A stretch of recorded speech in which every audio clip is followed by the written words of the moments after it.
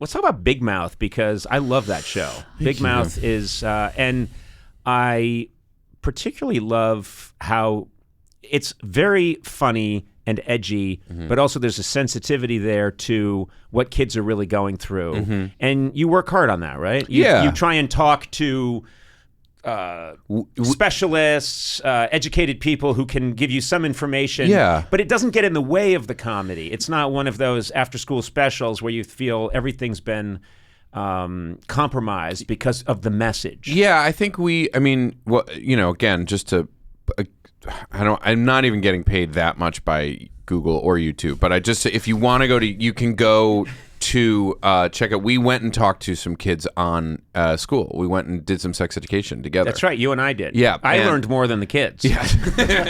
I knew nothing. But we do, I think. Now, you and I did a remote where we went and talked to kids, and it was actually, there was some great moments in it. There was a kid who looked so much like you. I don't know if you remember this, but there was me, you idiot. There was a kid I was doing the bit with on, but there was like a child there who looked exactly like you. Yeah. How old are all of you guys? How old are you guys? 15. You're 15? Great. 18. Conan has been married longer than you've been alive. That's right. Perhaps you are one of Conan's children. This guy, actually. Look at this guy right here. Yeah, that's... You know what? It's a type. There's a type of child that looks a lot like me. Like dead-ass handsome. Aww. Yes. Sort of like, shit, who shrunk Brad Pitt? Okay. It's a child. Yeah. You know what I mean? Just a minute, oh, wait. sir. Who shrunk Brad Pitt and then weirdly elongated him further out again? Benjamin Button? Yes. Okay. Yeah. Well, any child that looks like me looks like they're 95 years old.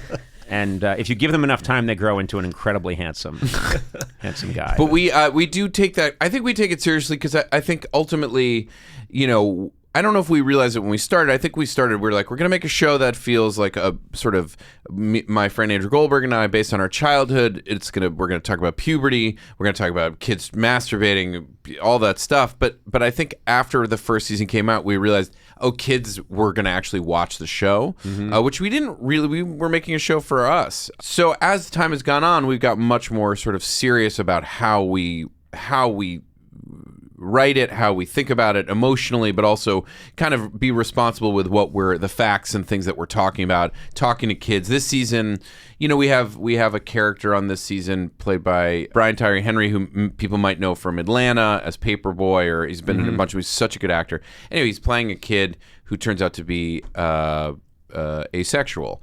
And that was something that, like, the internet Twitter, people have been asking us about representation of that kind of character.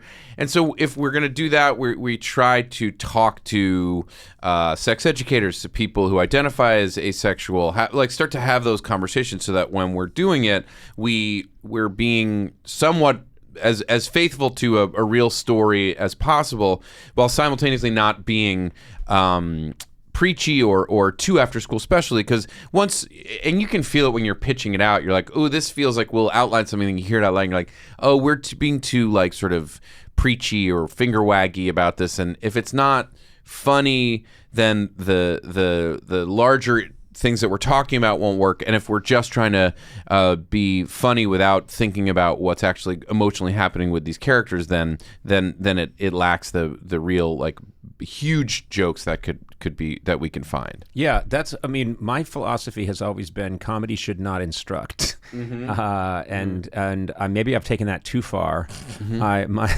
People know less after they watch any of my comedy. Well, I find all of your motorcycle maintenance videos super useful. Yeah, they're. I wish I knew a little bit more about motorcycles before I did them. Yeah. I'm always telling people, put the pancake batter in this in this part of the motorcycle. And does that work, by the way? If you put pancake batter in a motorcycle engine, does it work? Long tubular dough comes out of the exhaust. That's where fried dough.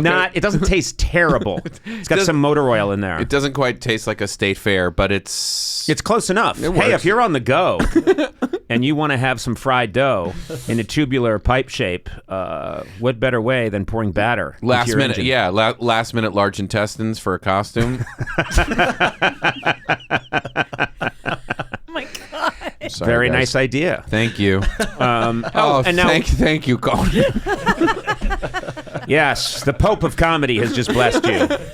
You may go now. Oh, thank you. I'll never wash that hand.